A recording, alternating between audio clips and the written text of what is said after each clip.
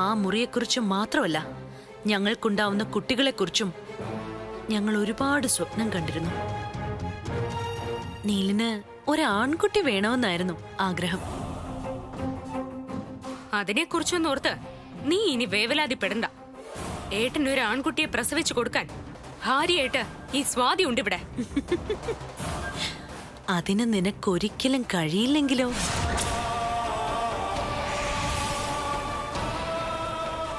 നീലിന്റെ മനസ്സിൽ ഇപ്പോഴുള്ള സങ്കടം എന്താണെന്ന് നിനക്കറിയോ? ഒരു കുഞ്ഞിന് വേണ്ടിയുള്ള ദാഹം. ഞാനിത് നേരത്തെ ഒരിക്കൽ സൂചിപ്പിച്ചതാ, പക്ഷേ അന്ന് നീ വിശ്വസിച്ചില്ല. പക്ഷേ ഒരു കുഞ്ഞിനെ ഗർഭം ധരിക്കാനോ പ്രസവിക്കാനോ നിനക്ക് ഈ ജന്മം കഴിയില്ല. ഇനിയൊരു അക്ഷരം നീ മിണ്ടരുത്.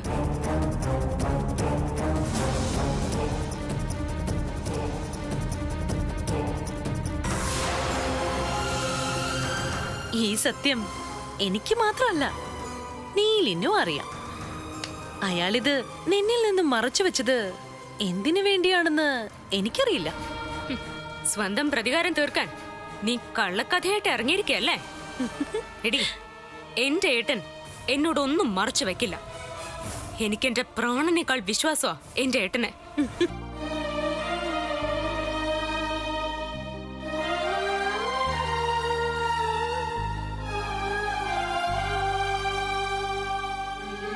സ്വാതി ഇത് കണ്ട അവളുടെ മനസ്സിൽ അമ്മയാകാനുള്ള ആഗ്രഹം കൂടുകയുള്ളൂ.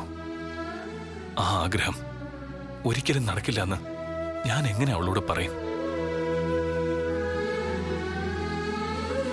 അന്ന് ഞാൻ കുട്ടിയോടത് മറച്ചു വെച്ചത് തന്റെ ഭർത്താവ് അത്രയ്ക്ക് റിക്വസ്റ്റ് ചെയ്തതുകൊണ്ട് മാത്രമാ. അയാൾ തന്നെ കുട്ടിയോടെല്ലാം പറഞ്ഞ് മനസ്സിലാക്കിക്കൊള്ളാം എന്നാ പറഞ്ഞത്. പക്ഷേ ഇതുവരെ സ്വാതിയോട് ഈ സത്യം പറയാതിരുന്നത് വലിയ തെറ്റ് തന്നെയാണ്. ഡോക്ടർ എന്താ പറഞ്ഞു വരുന്നത്? എനിക്ക് കുഞ്ഞുങ്ങൾ ഉണ്ടാവില്ലെന്നാണോ? പറയൂ ഡോക്ടർ, ഒരു അമ്മയാവാൻ എനിക്ക് കഴിയില്ലേ?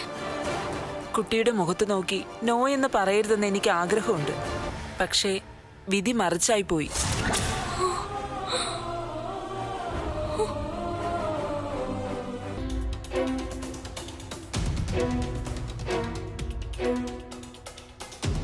എന്തായടി, ഇപ്പൊ നിനക്ക് വിശ്വാസമായോ? ഞാൻ വെറുതെ ഒന്നും പറയില്ലെന്ന് ഇപ്പൊ നിനക്ക് മനസ്സിലായില്ലേ? ഡോക്ടർ എന്നെ വിളിച്ചിരുന്നു നീ അവിടെ ചെന്ന വിവരം പറയാൻ. ഓ, അത് ശരി. അപ്പൊ നിന്റെ ഉപദേശം അനുസരിച്ചാണ് ഡോക്ടർ എന്നെ തെറ്റിദ്ധരിപ്പിക്കാൻ നോക്കിയത് അല്ലടി? തെറ്റിദ്ധരിപ്പിക്കാനോ? അതെ, എനിക്ക് കുട്ടികൾ ഉണ്ടാവില്ല എന്നുള്ള കളവ് നീ ആ ഡോക്ടറെ കൊണ്ട് മനഃപൂർവ്വം പറയിക്കായിരുന്നില്ലേ? നിനക്ക് എങ്ങനെ വേണമെങ്കിലും വിശ്വസിക്കാം.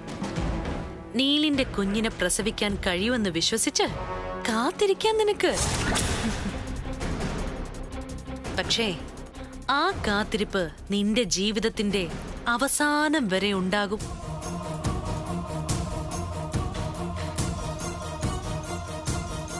ഇനി ഈ ഡോക്ടർ പറഞ്ഞത് വിശ്വാസമായില്ലെങ്കിൽ മറ്റേതെങ്കിലും ഹോസ്പിറ്റലിൽ പോയി നിനക്ക് വിശ്വാസം വരുന്നത് വരെ പരിശോധിപ്പിക്കാം.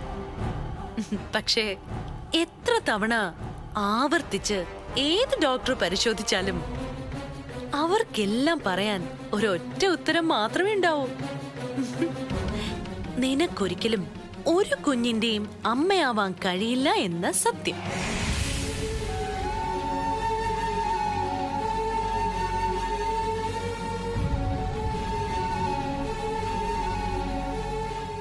ഒരു പുരുഷന്റെ ജീവിതത്തിലെ ഏറ്റവും വലിയ ശാപമാണടി പ്രസവിക്കാൻ കഴിയാത്ത നിന്നെ പോലൊരു പെണ്ണ്. അങ്ങനെ നോക്കിയാ നീലിന്റെ ജീവിതത്തിലെ ശാപം തന്നെയാ നീ. കഴിഞ്ഞു നിന്റെ പ്രസംഗം. എടി, നിന്നെ പോലെ വിഷം തുപ്പുന്ന വിഷസർപ്പങ്ങളായ മക്കൾക്ക് ജന്മം നൽകുന്ന അച്ഛനമ്മമാരാടി ശാപം കിട്ടിയ ജന്മങ്ങള്. എനിക്ക് കുഞ്ഞുങ്ങൾ ഉണ്ടാകുമോ ഇല്ലയോന്ന് തീരുമാനിക്കുന്നത് ഈശ്വരനാടി. ആ വിധി എന്താണെന്ന് എനിക്ക് നല്ലതുപോലെ അറിയാം. അതിന് നീ വിലക്കെടുത്ത ഒരു ഡോക്ടറുടെ സർട്ടിഫിക്കറ്റ് എനിക്ക് ആവശ്യമില്ല. ആ മുറിയെക്കുറിച്ചും മാത്രമല്ല, ഞങ്ങൾക്കുണ്ടാവുന്ന കുട്ടികളെക്കുറിച്ചും ഞങ്ങൾ ഒരുപാട് സ്വപ്നം കണ്ടിരുന്നു. നീലിന് ഒരാൺകുട്ടി വേണമെന്നായിരുന്നു ആഗ്രഹം. അതിനെക്കുറിച്ചൊന്നും ഓർത്ത് നീ ഇനി വേവലാതിപ്പെടണ്ട. ഏട്ടൻ ഒരു ആൺകുട്ടിയെ പ്രസവിച്ചു കൊടുക്കാൻ ഭാര്യയായിട്ട് ഈ സ്വാതി ഉണ്ട് ഇവിടെ. അതിന് നിനക്കൊരിക്കലും കഴിയില്ലെങ്കിലോ?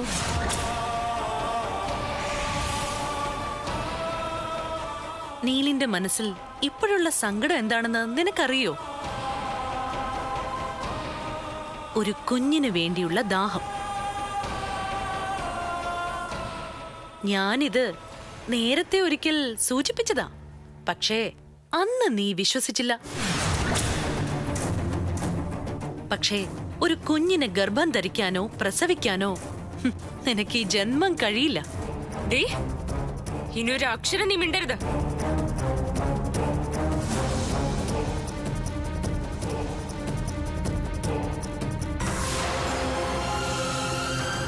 ഈ സത്യം എനിക്ക് മാത്രമല്ല, നീലിനും അറിയാം.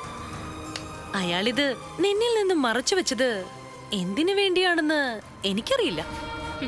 സ്വന്തം പ്രതികാരം തീർക്കാൻ നീ കള്ളക്കഥയായിട്ട് ഇറങ്ങിയിരിക്കല്ലേ? എടി, എന്റെ ഏട്ടൻ എന്നോടൊന്നും മറച്ചു വെക്കില്ല. എനിക്കെന്റെ പ്രാണനേക്കാൾ വിശ്വാസമാ എന്റെ ഏട്ടനെ.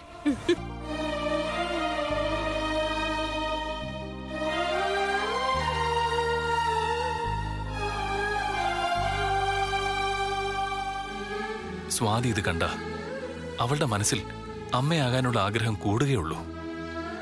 ആ ആഗ്രഹം ഒരിക്കലും നടക്കില്ലെന്ന് ഞാൻ എങ്ങനെ അവളോട് പറയും? അന്ന് ഞാൻ കുട്ടിയോടത് മറച്ചു വെച്ചത് തന്റെ ഭർത്താവ് അത്രയ്ക്ക് റിക്വസ്റ്റ് ചെയ്തതുകൊണ്ട് മാത്രമാ. അയാൾ തന്നെ കുട്ടിയോടെല്ലാം പറഞ്ഞ് മനസ്സിലാക്കിക്കൊള്ളാം എന്നാ പറഞ്ഞത്. പക്ഷേ ഇതുവരെ സ്വാതിയോട് ഈ സത്യം പറയാതിരുന്നത് വലിയ തെറ്റ് തന്നെയാണ്. ഡോക്ടർ എന്താ പറഞ്ഞു വരുന്നത്? എനിക്ക് കുഞ്ഞുങ്ങൾ ഉണ്ടാവില്ലെന്നാണോ? പറയൂ ഡോക്ടർ, ഒരു അമ്മയാവാൻ എനിക്ക് കഴിയില്ലേ? കുട്ടിയുടെ മുഖത്ത് നോക്കി നോ എന്ന് പറയരുതെന്ന് എനിക്ക് ആഗ്രഹമുണ്ട്. പക്ഷേ വിധി മറിച്ചായി പോയി.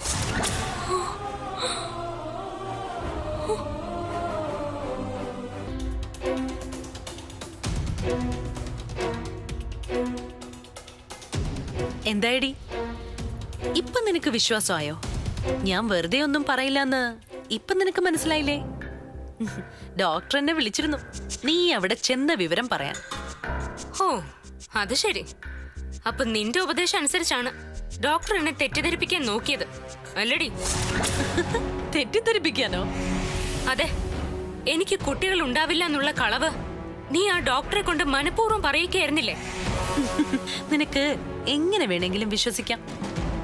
നീലിന്റെ കുഞ്ഞിനെ പ്രസവിക്കാൻ കഴിയുമെന്ന് വിശ്വസിച്ച് കാത്തിരിക്കാൻ നിനക്ക്.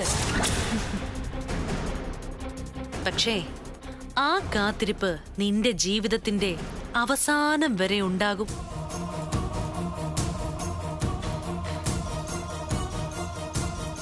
ഇനി ഈ ഡോക്ടർ പറഞ്ഞത് വിശ്വാസമായില്ലെങ്കിൽ മറ്റേതെങ്കിലും ഹോസ്പിറ്റലിൽ പോയി നിനക്ക് വിശ്വാസം വരുന്നത് വരെ പരിശോധിപ്പിക്കാം. പക്ഷേ എത്ര തവണ ആവർത്തിച്ച് ഏത് ഡോക്ടർ പരിശോധിച്ചാലും അവർക്കെല്ലാം പറയാൻ ഒരൊറ്റ ഉത്തരം മാത്രമേ ഉണ്ടാവൂ. നിനക്കൊരിക്കലും ഒരു കുഞ്ഞിന്റെയും അമ്മയാവാൻ കഴിയില്ല എന്ന സത്യം.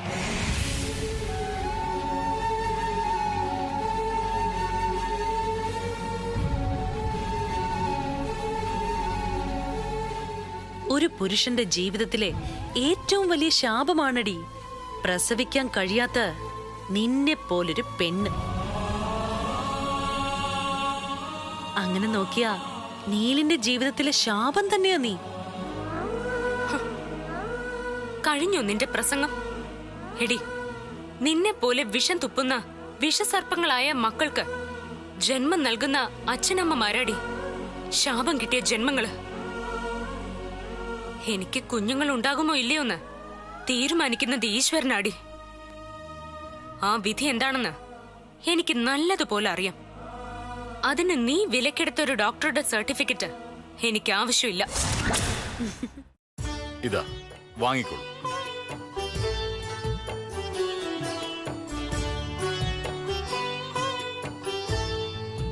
ദേ, മോള് പറഞ്ഞതുപോലെ എല്ലാ കാര്യങ്ങളും അങ്കിള് ചെയ്തിട്ടുണ്ട്.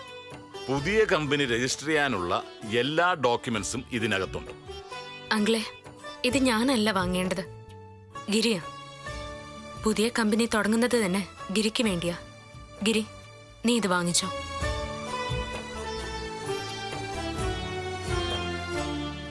വാങ്ങിച്ചോ മോനെ. നിന്റെ കാര്യത്തില് സ്വാതിമോൾക്കുള്ള കരുതലാ ഈ പുതിയ കമ്പനി.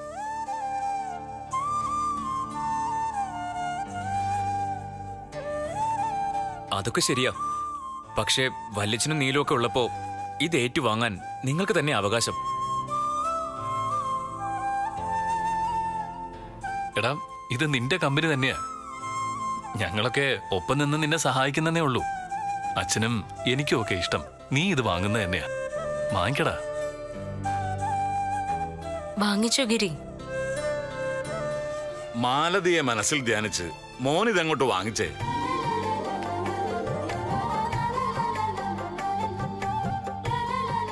സർവശക്ത.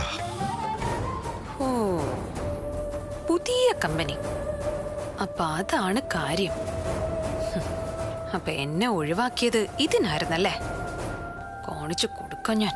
ഒരു പുതിയ കമ്പനി ഉണ്ടാക്കുന്നത് ഒരു കുഞ്ഞിനെ വളർത്തി വലുതാക്കുന്നത് പോലെ. ഗിരിക്കതിന് കഴിയുമെന്ന് എനിക്കറിയാം. ഞാൻ ചുമതലയിൽ നിന്ന് ഒഴിഞ്ഞതിന് ശേഷം കമ്പനി ഇങ്ങനെ വേണ്ട രീതിയിൽ മുന്നോട്ട് കൊണ്ടുപോയത് ഗിരിയുടെ മിടുക്കൊണ്ട. അപ്പോ എങ്ങനെയാ പുതിയ കമ്പനിയുടെ കാര്യങ്ങള്? ഞാൻ സംസാരിച്ച് നിങ്ങളെ കൺഫ്യൂഷനിലാക്കുന്നില്ല. ഒക്കെ ഫയലിലുണ്ട്. അപ്പൊ ഗിരിയുടെ പേരിൽ പുതിയ കമ്പനി തുടങ്ങി പഴയ കമ്പനി പൊളിച്ച് വേദയെ തകർക്കാനാ ഇവരുടെ പ്ലാൻ. അതിനാ എന്നെ ഒഴിവാക്കിയത്. ഇത് ഞാൻ ശരിയാക്കി കൊടുക്കാം. ഇനിയൊരു പ്രധാന കാര്യം തീരുമാനിക്കേണ്ടതായിട്ടുണ്ട്. അതെന്താ? ആരായിരിക്കണം പുതിയ കമ്പനിയുടെ ചെയർമാൻ എന്നുള്ള കാര്യത്തിലാ തീരുമാനമാവാത്തത്. അത് ഞാൻ നേരത്തെ പറഞ്ഞതല്ലേ, സ്വാതിമോള് തന്നെയാ. അല്ലാതെ പിന്നെ ആരാ? അത് തന്നെയാ നല്ലത്. നമ്മുടെ കമ്പനിന്ന് സ്വാതിയേട്ടത്തെ ഇറക്കി വിട്ടതിന് ഇങ്ങനെ തന്നെ വേണം പകരം വീട്ടാൻ. പക്ഷെ അതിന് സാങ്കേതികമായൊരു തടസ്സമുണ്ട്.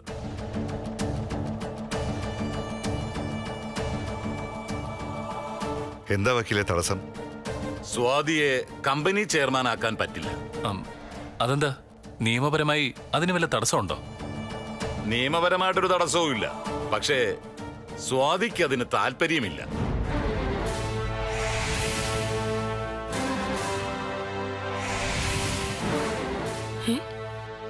താല്പര്യമില്ലേ? അതേട്ടാ, ഞാൻ ഇതിലില്ല. എന്ത് ഭ്രാന്താ മോളെ നീ പറയുന്നേ? എടത്തി, നമ്മളിത് നേരത്തെ തീരുമാനിച്ചതല്ലേ? പിന്നെന്തിനാ എടത്തി ഇപ്പൊ ഇങ്ങനെ പറയുന്നത്?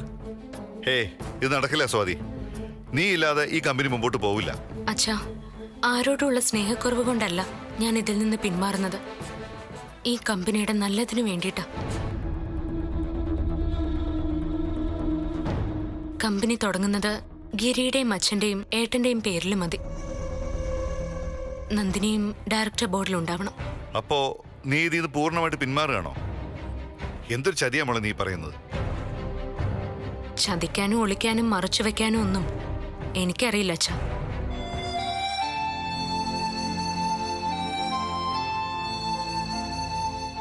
എന്റെ അഭിപ്രായത്തിൽ അച്ഛൻ തന്നെ കമ്പനിയുടെ ചെയർമാൻ ആയാ മതി. ഇന്നലെ രാത്രി സ്വാതി എന്നോട് ഈ കാര്യം സംസാരിച്ചിരുന്നു. അതനുസരിച്ചാ ഞാൻ ഡോക്യുമെന്റ്സ് എല്ലാം തയ്യാറാക്കിയത്.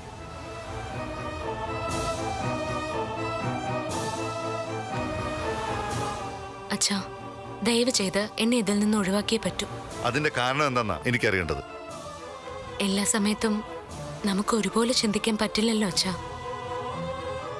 മാനസികമായി എനിക്ക് ഈ സ്ഥാനം ഏറ്റെടുക്കാൻ ബുദ്ധിമുട്ടുണ്ട്. അതിന്റെ കാരണം എന്താണെന്ന് എന്നോടിപ്പോ ചോദിക്കരുത്. നിങ്ങൾ എല്ലാവരും കൂടി മതി ഇതില്. നാളെ ഈ കമ്പനിയിൽ നിന്ന് ഗിരിയെ ഇറക്കി വിടാൻ ആരും ഉണ്ടാവരുത്. അത് നടക്കില്ല സ്വാതി. നീ ഇതിലുണ്ടായേ പറ്റൂ. എന്റെ അഭിപ്രായം ഞാൻ പറഞ്ഞു. അതിനി മാറ്റമൊന്നുമില്ല. സ്വാതി, ഒന്നുകൂടി ഒന്ന് ആലോചിച്ചിട്ട് പോരെ തീരുമാനം.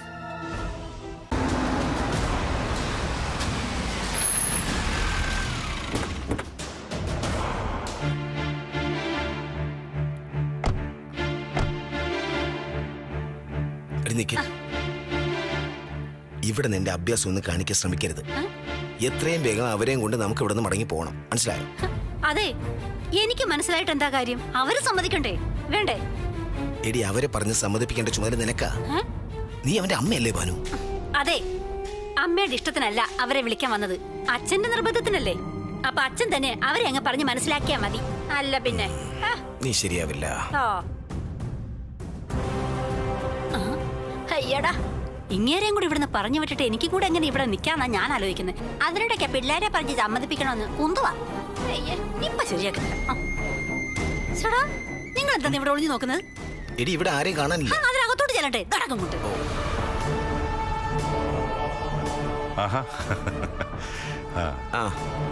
സദാനന്ദനായിരുന്നോ? മോളിൽ നിന്നപ്പോ വണ്ടിയുടെ ശബ്ദം കേട്ടു. പിന്നെ എന്തൊക്കെയുണ്ട് വിശേഷം? മഹേഷന്റെ മുമ്പിൽ ഇങ്ങനെ നിൽക്കാൻ പോലും സത്യത്തെ എനിക്ക് നാണക്കേടുണ്ട്. അതൊന്നും കാര്യമാക്കണ്ട. പക്ഷേ ഇന്ന് ഞാൻ എല്ലാത്തിനും ഒരു തീരുമാനം ഉണ്ടാക്കിയേ തിരിച്ചു പോകും. രാജീവ് ഇവിടെ ഒരു പ്രശ്നം ഉണ്ടാക്കാൻ ഞാൻ അനുവദിക്കില്ല. അയ്യോടാ, അതിന് അവനെന്ത് പ്രശ്നം ഉണ്ടാക്കാനാ? അവനൊരു പാവല്ലേ മഹേഷേട്ടാ. ഭാനുമതി, നീ നടക്ക. ഭാനുമതിയും സദാനന്ദനും ഞാൻ പറയുന്നൊന്ന് ശ്രദ്ധിച്ച് കേൾക്കണം. ഇന്ന് തന്നെ നിങ്ങൾ രണ്ടുപേരും അവരെ വിളിച്ചോണ്ട് പോകണം, എത്ര നിർബന്ധിച്ചിട്ടായാലും. മഹേഷേട്ടൻ ധൈര്യമായിട്ടിരിക്കാൻ. അവനെയും ഗൗരിയും കൊണ്ടല്ലാതെ ഞങ്ങൾ ഇവിടെ തിരിച്ചു പോകില്ല. പിന്നെ ഇത്തിരി പൊളിക്കും, അതിന് ഞാൻ സമ്മതിക്കണ്ടേ? ഇപ്പോഴത്തെ ഒരു അവസ്ഥയില് നമ്മൾ പറഞ്ഞ അവരനുസരിക്കുമെന്ന് എനിക്ക് സംശയമുണ്ട്. പിന്നെ അമ്മായിക്ക് അവരെ ഇവിടുന്ന് കൊണ്ടുപോകുന്നതില് ഒട്ടും താല്പര്യമില്ലാന്ന് എനിക്കറിയാം. അയ്യോ എടി, നീ എന്തോന്ന് വർത്താനൊക്കെ പറയുന്നത്? ഉണ്ടായിരുന്നെങ്കിൽ വേദ അവിടെ കയറ്റി അമ്മായി സൽക്കരിക്കുമായിരുന്നു. അവൾക്ക് മുന്നിൽ വെച്ച് എന്നെ അധിക്ഷേപിക്കുമായിരുന്നു. അയ്യോ, ഇത് കേട്ടോ സതുവേട്ടാ? ഞാൻ അധിക്ഷേപിച്ചെന്ന് പോലും. എന്റെ പൊന്നു മോളെ, നീ അമ്മയെ വെറുതെ തെറ്റിദ്ധരിച്ചിരിക്കുക. നമ്മുടെ വീട്ടിലൊരാളെ കയറി വന്നാ നമ്മള് കുടിക്കാൻ ഇത്തിരി വെള്ളം കൊടുക്കുന്നത് അതൊരു മര്യാദയല്ലേ മഹേഷേട്ടാ? അല്ല, മഹേഷേട്ടൻ തന്നെ ഒന്ന് പറ. അതിഥി വേദാഭാവ എന്നൊക്കെ ഞങ്ങളെ രാമായണത്തിലൊക്കെ പറഞ്ഞിരിക്കുന്നത് അല്ലേ? അല്ലേ? അതിഥി വേദോ ഭവയല്ല, അതിഥി ദേവോ ഭവ.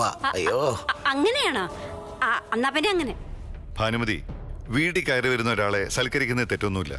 പക്ഷേ അവിടെ കയറി വന്ന സ്വാതി മോളെ നീ അപമാനിച്ചത് ശരിയായില്ല. അത് സാരമില്ല അച്ഛാ, ഞാൻ അതൊക്കെ വിട്ടു. ഇനിയെങ്കിലും ഈ വീട്ടിലെ പ്രശ്നം അമ്മായി ഒന്ന് മനസ്സിലാക്കിയാ മതി. അതിന് ഇവിടെ എന്ത് പ്രശ്നമാ? അയ്യോ, ഇത്രേ ശാന്തി സമാധാനമുള്ളൊരു വീട് ഈ ചുറ്റുവട്ടത്തൊന്നും കാണില്ല. അല്ല, ഞാൻ പറഞ്ഞതിൽ എന്തെങ്കിലും തെറ്റുണ്ടോ സതുവേട്ട? ഭാനുമതി, ഇരുട്ട് കൊണ്ട് ഓട്ടയടയ്ക്കുന്ന വെറുതെ മെനക്കെടണ്ട. ഇവിടുത്തെ ശാന്തിയും സമാധാനവും ഇല്ലാതാക്കിയതിൽ നിനക്കുള്ള പങ്ക് ഒട്ടും ചെറുതല്ല. മഹേഷേട്ടാ, ഇവള് ചെയ്തൊരു തെറ്റ് തിരുത്താൻ എന്നെ അനുവദിക്കണം. അത് ചെയ്യാതെ എനിക്കൊരു മനസ്സമാധാനം കിട്ടില്ല.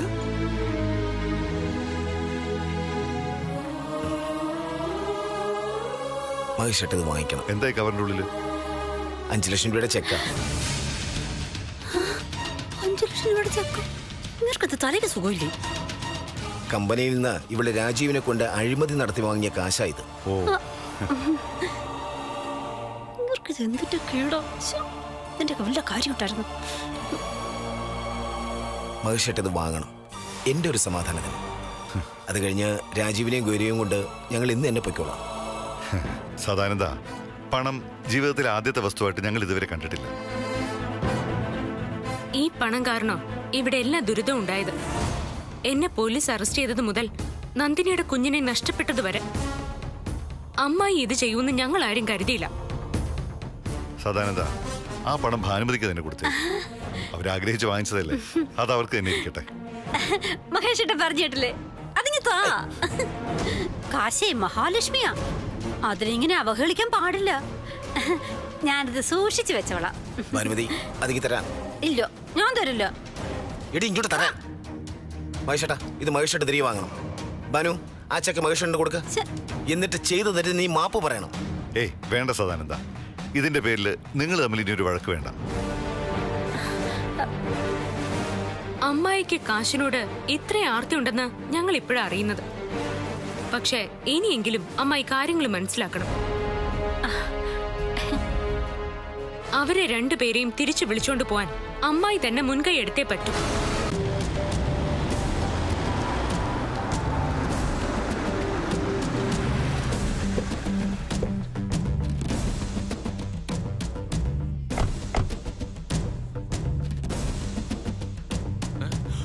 ഇതാ വരുന്നുണ്ട്. അഭിനയം തുടങ്ങിക്കോ.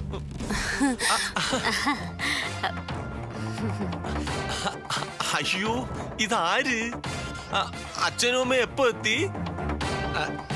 രണ്ടുപേർക്കും സുഖമല്ലേ അച്ഛാ? അയ്യോ അച്ഛന്റെ മുട്ടുവേദനയൊക്കെ ഇപ്പൊ എങ്ങനെയുണ്ട്? അച്ഛന്റെ ഞങ്ങളുടെ സുഖവും സന്തോഷമൊക്കെ ഇപ്പോഴെങ്കിലും നീ അന്വേഷിച്ചല്ലോ. സന്തോഷം. അയ്യോ അച്ഛനെന്തിനാ അങ്ങനൊക്കെ പറയുന്നേ? ഇന്ന് രാവിലെയും കൂടെ ഞങ്ങൾ അച്ഛന്റെ അമ്മയുടെയും കാര്യം പറഞ്ഞതേ ഉള്ളൂ. അല്ലേ രാജുവേട്ടാ? പിന്നെ കേട്ടില്ലേ സതുവേട്ടാ? അല്ലെങ്കിലും ഗൗരിമോള് സ്നേഹമുള്ള ആളാ അല്ലേ സതുവേട്ടാ? അല്ല മോള് ബ്യൂട്ടി പാർലറിൽ പോയിരുന്നോ? ഭാനു, ഇവരുടെ സുഖവിവരങ്ങൾ തിരക്കാൻ മാത്രമല്ല നമ്മൾ വന്നത്. ഇവരെ വേഗം തിരിച്ചു കൊണ്ടുപോകണം.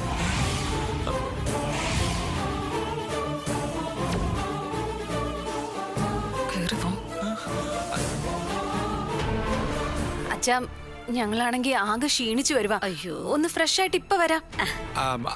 അച്ഛനും അമ്മയും വന്നതല്ലേ ഉള്ളൂ. കുറച്ച് സമയം വിശ്രമിക്കും. അപ്പോഴത്തേക്ക് ഞങ്ങളിങ്ങ് വരാം. അമ്മ അച്ഛന് കുടിക്കാൻ വല്ല തണുത്ത ജ്യൂസ് വല്ല എടുത്ത് കൊടു. ഗൗരി വാ, അച്ഛൻ ഇച്ചിരി സ്ഥലം തരുമോ? സതുവേട്ടൻ എന്താ ജ്യൂസാ വേണ്ടേ?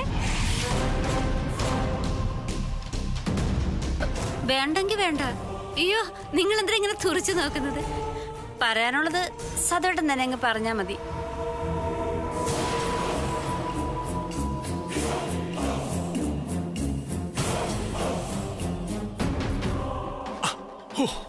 തൽക്കാലം രക്ഷപ്പെട്ടു. അല്ല ഇനിയിപ്പോ എന്ത് ചെയ്യും ഗൗരി?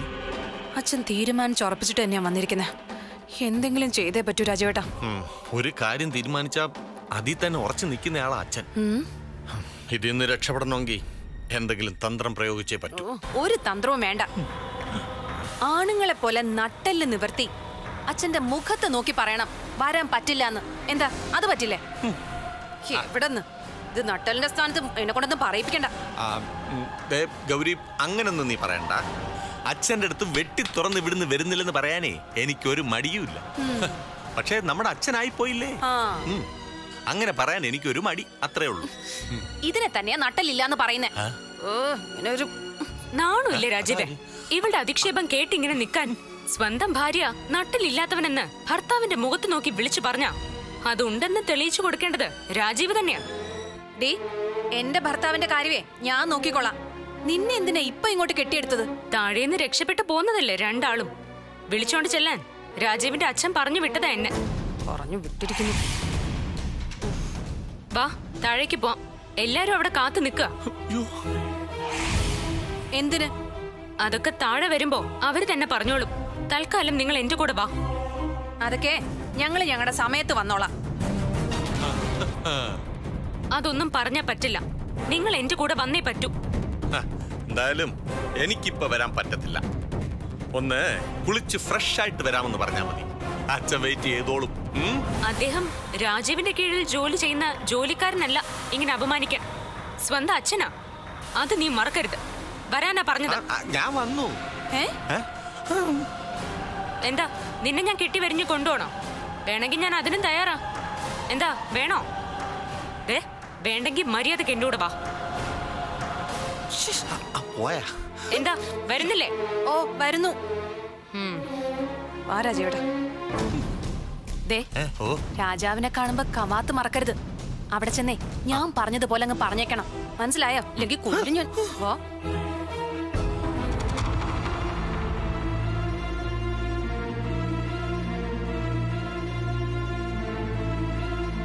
സദാനന്ദ, വേറെ ഒരു വഴിയില്ലാത്തോണ്ടാ ഇങ്ങനെ ബുദ്ധിമുട്ടിക്കേണ്ടി വരുന്നത്. അല്ലാതെ അവരിവിടെ നിൽക്കുന്നോണ്ട് വേറെ ഒരു ബുദ്ധിമുട്ടും ഉണ്ടായിട്ടല്ല.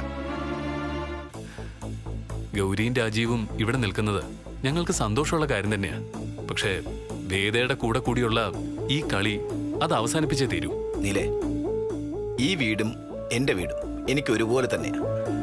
ഇവിടെ സംഭവിക്കുന്ന സങ്കടങ്ങളും സന്തോഷങ്ങളും എന്റേതും കൂടിയാണെന്ന് കരുതുന്ന ആളാ ഞാൻ. എന്തൊക്കെ ഈ പറയുന്നത്? ഇവരുണ്ടാക്കുന്ന കുഴപ്പങ്ങൾക്കൊക്കെ എങ്ങനെ ഇങ്ങിരുടതാവുന്നത്? എടാ എനിക്ക് കള്ള എവിടെയാടാ നിന്നോടൊക്കെ കിടന്ന് വിളിക്കണേ.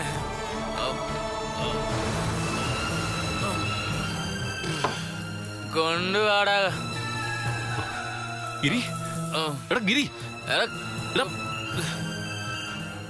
ഈ കുപ്പി മുഴുവൻ ഒറ്റ ഇരിപ്പിന് തീർത്തു സാറേ. പിന്നെയും ചോദിച്ചിട്ട് കൊടുക്കാതെ എന്നെ ചീത്ത പറഞ്ഞോണ്ടിരിക്കോ? ഇയാളെ വിളിച്ച് വീട്ടിലെങ്ങാനും കൊണ്ടുവന്ന് നോക്ക് സാർ. എടാ ഗിരി, എഴുന്നേക്കടാ ഗിരി, എഴുന്നേക്കാൻ. നമുക്ക് വീട്ടിൽ പോവാം. എടാ ഗിരി, എഴുന്നേക്ക്. എടാ നിന്നോട് ഞാൻ പറഞ്ഞതല്ലേ ഇനി കുടിക്കരുതെന്ന്. വാ എനിക്ക്, നമുക്ക് വീട്ടിൽ പോവാം. ഏത് വീട്? ആരുടെ വീട്? എന്റെ വീട് ഏതാ? പറയുന്നൊന്ന് കേക്ക്. ചുമ്മാ കള്ളും വലിച്ച് കേട്ടിട്ട് പിച്ചും പെയ്യും പറയുന്നോ? എഴുന്നേക്ക്. എന്റെ വീട്. എണീക്കാൻ. വാ ഗിരി. കല്ല് വേണം. എഴുന്നേക്ക്. സൂക്ഷിച്ച്. സിനിമാ നടനായാലെന്താ, അനിയനായാലെന്താ, ആവശ്യത്തിലധികം അടിച്ചാൽ എങ്ങനെ ഇരിക്കും?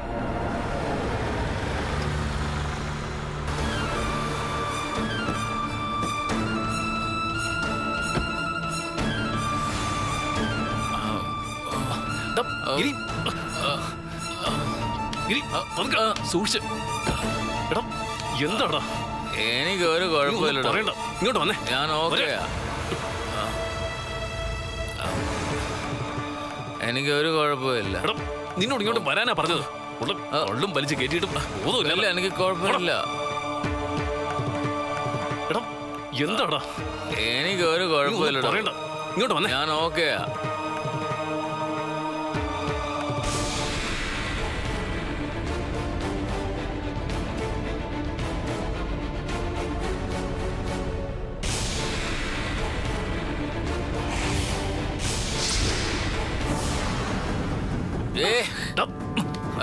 എന്താ ഗിരി ഇത്? എന്തിനാ ഇങ്ങനെ കുടിച്ച് നശിക്കുന്നത്? നീലിന് ഗിരി ഒന്ന് പറഞ്ഞു മനസ്സിലാക്കിക്കൂടെ?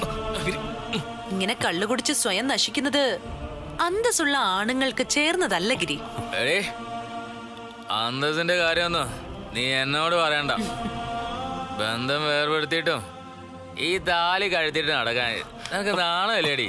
അത് എന്റെ ഇഷ്ടമാ. ഞാൻ എനിക്ക് ഇഷ്ടമുള്ള അത്രയും നാൾ ഇത് കഴുത്തിലിട്ട് നടക്കും. ഗിരി അത് കണ്ടില്ല എന്ന് വിചാരിച്ച് നടന്നാ മതി. അതെങ്ങനെ സാധിക്കും? ഈ വീട്ടിനകത്ത് ഈ താലിയിട്ട് നീ നടക്കുന്നത് ഇവന്റെ കുടുംബ ജീവിതം തകർക്കാനുള്ള വ്യക്തമായ ഉദ്ദേശത്തോടു കൂടി തന്നെയാ. അതുകൊണ്ട് അതങ്ങ് അഴിച്ചു കൊടുക്കുന്നതന്നെയാ നിനക്ക് നല്ലത്. സ്വയം എവിടെ അഴിച്ചു തരും നേട്ടന് തോന്നുന്നുണ്ടോ? എന്റെ കഴുത്തിൽ കിടക്കുന്ന ഈ താലിമാലയ്ക്ക് ഒരു അല്പമെങ്കിലും പരിശുദ്ധി ഏട്ടൻ കൽപ്പിച്ചിട്ടുണ്ടെങ്കിൽ ഈ നിമിഷം ഇവളുടെ കഴുത്തിൽ നിന്ന് അത് പൊട്ടിച്ചെടുക്കണം. കണ്ടില്ലേടി എത്ര സന്തോഷത്തോടെ ജീവിച്ച ആളാ ഗിരി. ഒരു ദുസ്വഭാവം അവനില്ലായിരുന്നു. അവൻ സ്വന്തം ജീവൻ പോലെ നോക്കി നടത്തിയ കമ്പനിയാ നീ അവന്റെ ഇന്ന് തട്ടിയെടുത്തത്. നന്ദിനെ തട്ടിക്കൊണ്ടുപോയി അവന്റെ കുഞ്ഞില്ലാതായതും നീ കാരണോ? എന്നിട്ടും ഈ വീട്ടിനകത്ത് കഴുത്തിൽ ഈ താലിയും കൊണ്ട് നടക്കാൻ നാണമില്ലേടി നിനക്ക്? എടി, ഈ താലിക്ക് ഒരു പരിശുദ്ധിയുണ്ട്. നിന്റെ കഴുത്തിൽ ഇതൊരു ലോഹ കഷ്ണോ? അത് വലിച്ചു പൊട്ടിക്കണോ വേണ്ടോന്ന് ഗിരി തന്നെ തീരുമാനിക്കട്ടെ. തോക്കാൻ മനസ്സില്ലാത്തവളാ നീ എന്ന് എനിക്കറിയാം. പക്ഷേ ഇവിടെ എനിക്ക് നിന്നെ ജയിച്ചേ പറ്റൂ.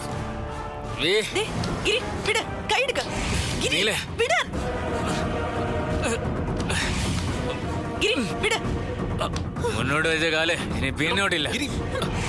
ഇല്ല, എന്റെ നന്ദിനിയുടെ മനസ്സമാധാനം ഇല്ലാതാക്കാൻ ഇനി നിന്റെ കഴുത്തി വേണ്ട.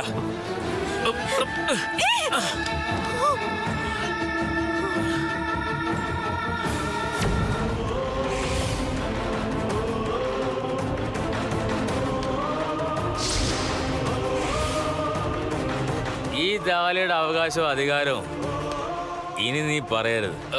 വീട് കെട്ടിയ താലി ഗിരിയേട്ടൻ തന്നെ പൊട്ടിച്ചു. ഇനിയെങ്കിലും നാണം കെട്ടന്റെ ഭർത്താവിന്റെ പുറകെ നടക്കരുത്. വാ ഗിരിയേട്ട. നന്ദിനി സൂക്ഷിച്ച് നടക്ക. പതുക്കെ. ഈ കുടുംബം തകർത്താ നിനക്ക് എന്ത് ലാഭമടി കിട്ടുന്നത്?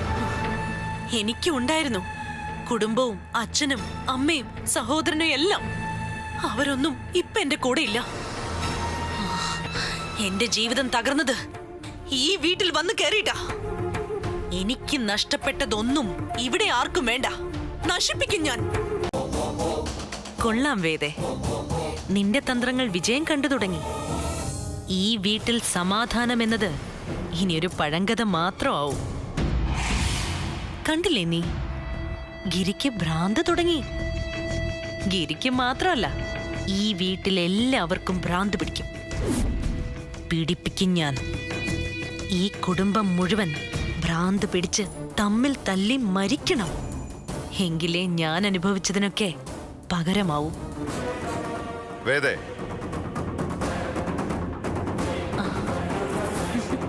ആരെങ്കിലും ഇപ്പൊ വരുമെന്ന് ഞാൻ മനസ്സിൽ വിചാരിച്ചതേ ഉള്ളൂ. അച്ഛൻ എന്തു പറ്റി? ആകെ ഒരു പരവേശം.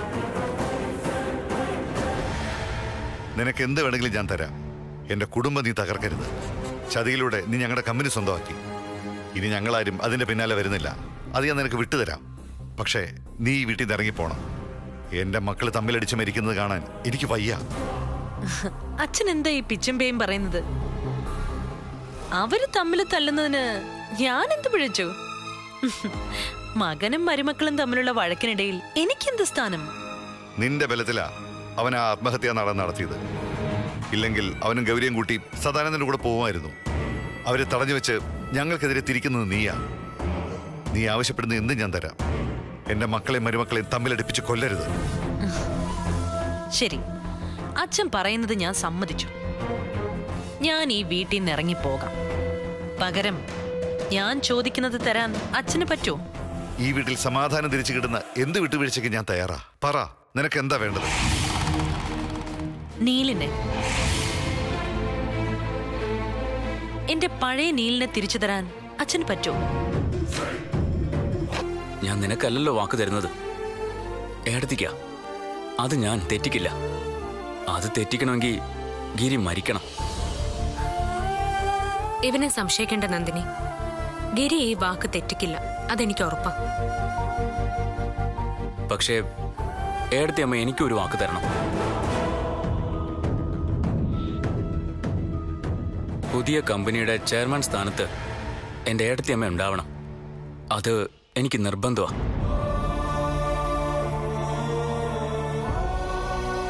എന്താ ഏടത്തി, അത് പറ്റില്ലേ? നീ ഇപ്പോ അതിനെക്കുറിച്ചൊന്നും ആലോചിക്കേണ്ട ഗിരി. ഞാൻ കൂടെ ഉണ്ട് എന്തിനും. പുതിയ കമ്പനിയിൽ നിന്ന് നിന്നെ ഇറക്കി വിടാൻ ആരും ഉണ്ടാവരുത്, ഈ ഞാൻ പോലും. എന്റെ വല്യമ്മയുടെ പേരിലുള്ള കമ്പനി അത്. പൊന്നുപോലെയാ ഞാനതിന് നോക്കിയത്. ആ കമ്പനി ഇനി അവളെങ്ങനെ നശിപ്പിച്ച കൊന്നു കുഴിച്ചു മൂടും ഞാൻ അവളെ. ഗിരി, നീ അതിനെപ്പറ്റി ഒന്നും ഇപ്പൊ ചിന്തിക്കണ്ട. പുതിയ കമ്പനി മാത്രം മതി നിന്റെ മനസ്സിൽ. പഴയ കമ്പനിയേക്കാൾ ഒരു പടി മുന്നിൽ നിൽക്കണോ അത്? ഇനി കുടിക്കില്ലെന്ന് ഞാൻ ഗിരിയെ കൊണ്ട് സത്യം ചെയ്യിച്ചു. ഇങ്ങനെ പോയാ അവൻ കുടിച്ച് നശിക്കും. ഏട്ടന് കൂടി അവനെ ഒന്ന് ശ്രദ്ധിച്ചേ പറ്റൂ. അവന്റെ മനസ്സിൽ വേദയുണ്ടാക്കിയ മുറിവ് ചെറുതല്ല.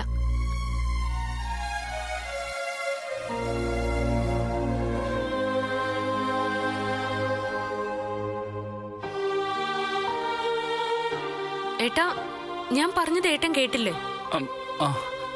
കേട്ടു. ചെയ്യാം. നീ പറയുന്ന പോലെ തന്നെ ഞാൻ ചെയ്യാം. അല്ല, ഏട്ടന് നേരത്തെ എന്നോട് എന്തോ പറയാനുണ്ടെന്ന് പറഞ്ഞല്ലോ. എപ്പോ? അപ്പോഴല്ലേ ഫോൺ വന്ന് ഗിരിയെ വിളിക്കാൻ പോയത്.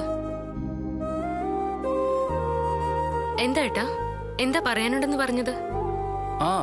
അത് നമ്മുടെ ഗിരിയുടെ കാര്യം തന്നെയാ. സ്വാതി, നീ വേണം അവന്റെ കാര്യം ശ്രദ്ധിക്കാൻ. താൻ വെറും ഏട്ടത്തി മാത്രമല്ല, അമ്മയുടെ സ്ഥാനം കൂടിയാ.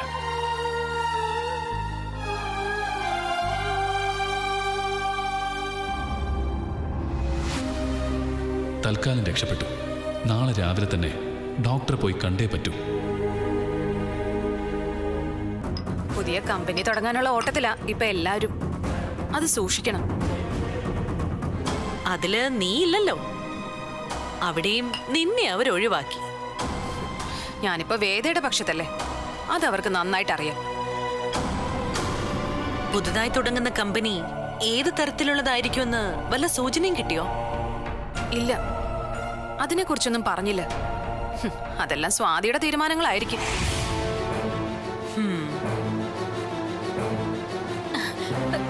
എടി പിള്ളേരെ,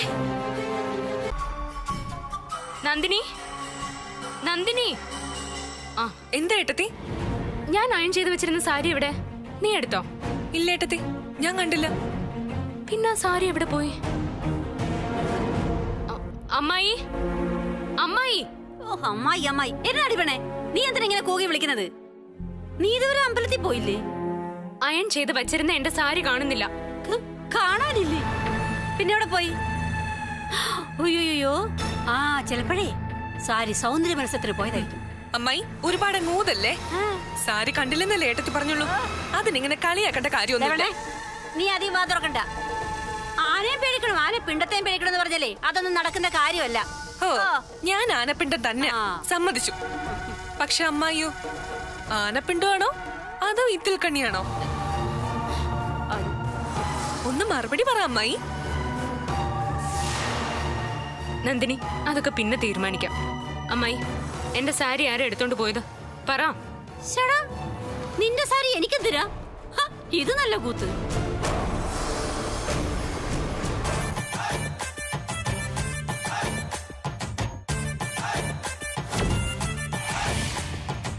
ഏട്ടത്തി ദേ അത് നോക്കി.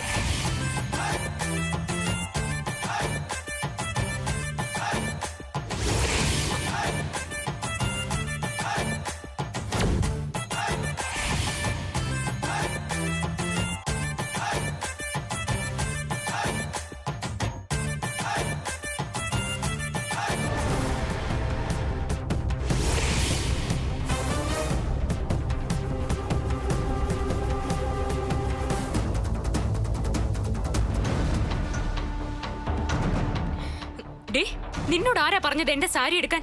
നാണോ ഇല്ലേ നിനക്ക്? ഞാൻ എന്തിനു നാണിക്കണം? ഞാൻ പോകുന്നത് ക്ഷേത്രത്തിലേക്കാ. എനിക്കും പ്രാർത്ഥിക്കാനുണ്ട് ചില പ്രധാന കാര്യങ്ങൾ.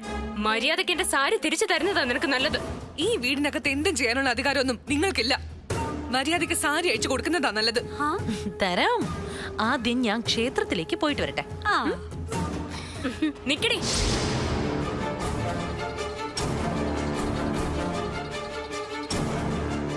അങ്ങനെ ഈ സാരി ഉടുത്തോണ്ട് നീ ഒരിടത്തും പോവില്ല. എടിപെടെ ഒന്ന് നിർത്തടി വെച്ചേ. നിങ്ങൾ രണ്ടുപേരും ഒരു വീട്ടിൽ താമസിക്കുന്നവരാകുമ്പം ഒരു സാരി അങ്ങോട്ടോ ഇങ്ങോട്ടോ മാറി ഉടുക്കുന്നെന്ന് വെച്ച് ഒന്നും സംഭവിക്കില്ല. അമ്പലത്തിൽ പോയിട്ട് വന്നിട്ട് അഴിച്ചു തരാന്ന് വേദമോള് പറഞ്ഞതല്ലേ. പിന്നെ എന്തിനാ ഇങ്ങനെ ബഹളം വെക്കുന്നത്? മോള് പോയിട്ട് വരട്ടെന്ന്. അമ്മായി മിണ്ടരുത്. ഇത് ഞങ്ങൾ തമ്മിലുള്ള പ്രശ്നമാ. ഞങ്ങൾ തന്നെ തീർത്തോളാം. പോയി മര്യാദയ്ക്ക് എന്റെ സാരി അഴിച്ചു വെക്കടി. എനിക്ക് സൗകര്യമില്ല. ഇത് ഉടുത്തോണ്ട് തന്നെ വേദേന്ന് ക്ഷേത്രത്തിൽ പോവും. എന്നാ അത് കണ്ടിട്ടേ ഉള്ളു ബാക്കി കാര്യം. സ്വാതി, നീ എന്തിനാ വെറുതെ അവളോട് കിടന്ന് ബഹളം വയ്ക്കുന്നത്? ഏട്ടാ, ഞാൻ അമ്പലത്തിൽ പോകാൻ അയൺ ചെയ്ത് വെച്ചിരുന്ന സാരിയാ ഇവിടെ ഉടുത്തിരിക്കുന്നത്. വേദേ, ദേ വെറുതെ പ്രശ്നം ഉണ്ടാക്കരുത്. സ്വാതിയുടെ സാരി തിരിച്ചു കൊടുത്തേ. നീൽ, ഇന്നത്തെ ദിവസം ഏതാണെന്ന് നീലിന് ഓർമ്മയുണ്ടോ?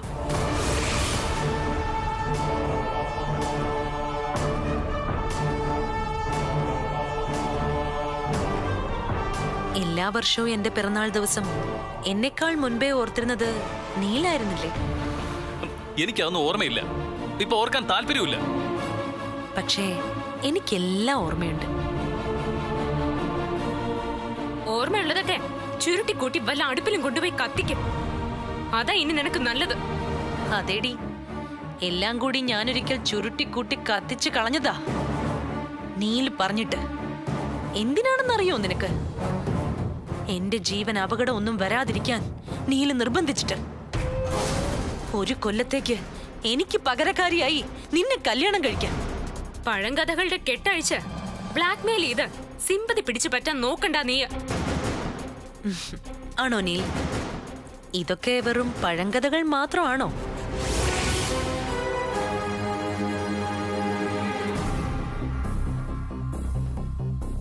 നീലിന് ഓർമ്മയുണ്ടോ? ഇതേപോലൊരു പിറന്നാൾ ദിവസമാണ് നീൽ ആദ്യമായി എന്നോട് പ്രേമമാണെന്ന് പറഞ്ഞത്.